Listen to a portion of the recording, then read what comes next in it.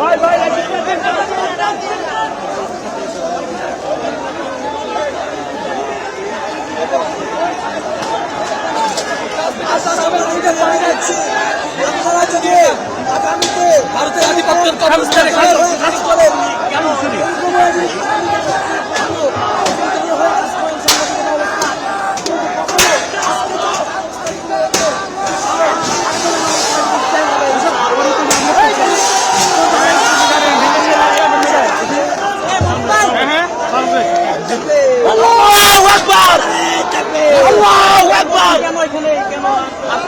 আধিপত্যের আসছি ভারতের আধিপত্যবাদ। এই যে প্রথম আলো, এরা সবসময় ভারতের দেশের ভূখণ্ড নিয়ে তারা ষড়যন্ত্র করেছে। আমরা বলতে চাই সাংবাদিকদের একটা মহান পেশা, কিন্তু যাদের মাধ্যমে আমরা সত্য পাবো, সেই সত্যরা যদি আর একজনের দালালি করে, এই দালাল বাংলাদেশ এবং শাহবাগ এলাকায় বিক্ষুব্ধ ছাত্র যারা রয়েছে তাদের সমাবেশে উত্তাল হয়ে পড়ে এবং সেখান থেকে একে একে প্রথম আলোতে তারা মার্চ করেন এবং যেমনটি দেখছেন আগে দেখার রয়েছে সেগুলো ভেঙে ভেতরের আসবাবপত্র সব ছুঁড়ে বাইরে ফেলে দেয় এবং সেই আসবাবপত্রে কিন্তু জ্বালিয়ে ফেলা হয়েছে।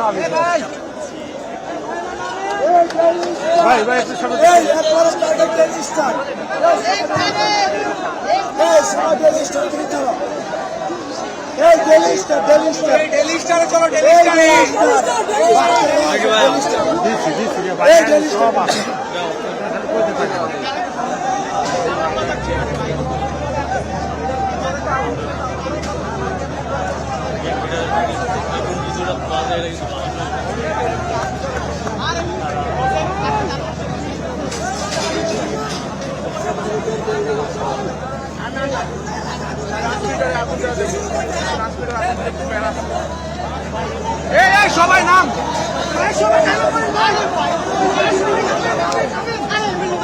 এই নামও আজকে ডেলি স্টারের মায়ের বাপ করতে ভাই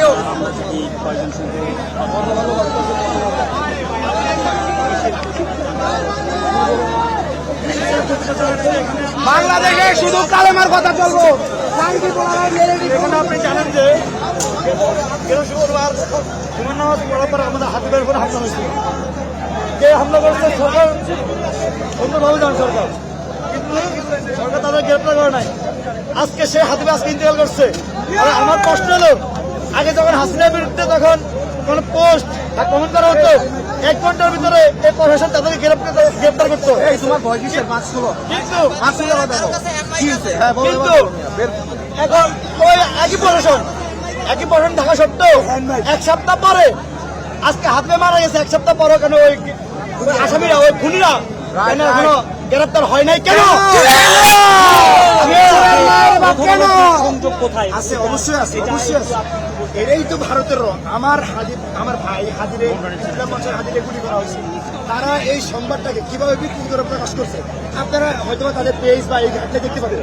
এটা তো তারা ডিলিট করেন, এখনো আছে তাদের সংবাদ পত্রিকা, তাদের পত্রিকার মধ্যে এখনো আছে। তারা এটা কিভাবে বিকৃতি করা হচ্ছে, হাজি ভাইয়ের মাথায় গুলি লাগছে। তারা হাজি ভাইয়ের অপমানজনকভাবে সংবাদ ই করছে এবং এটা হচ্ছে বাংলাদেশের ভিতরে ভারতের আধিপত্যবাদ প্রতিষ্ঠা করার জন্য ভারতের রয়ের সবচেয়ে বড় এজেন্ট। এবং যদি বলা হয় এটা প্রমাণিত তাদের প্রধান কার্যালয়।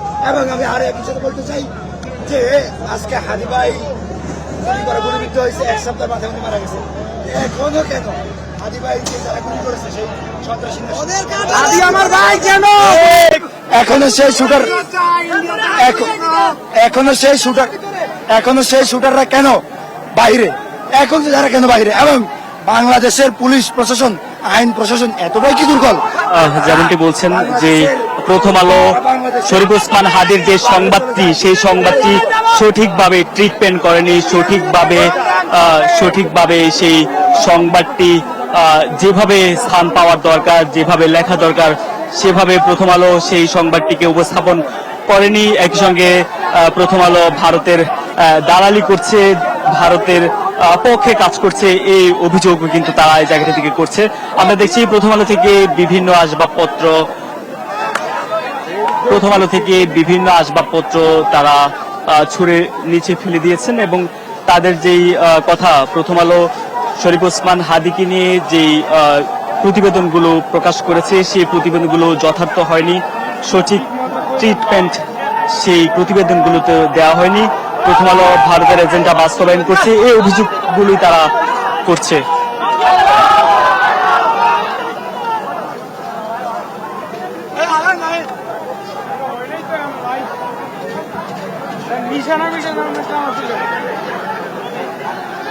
যেমনটা দেখছেন এই মুহূর্তে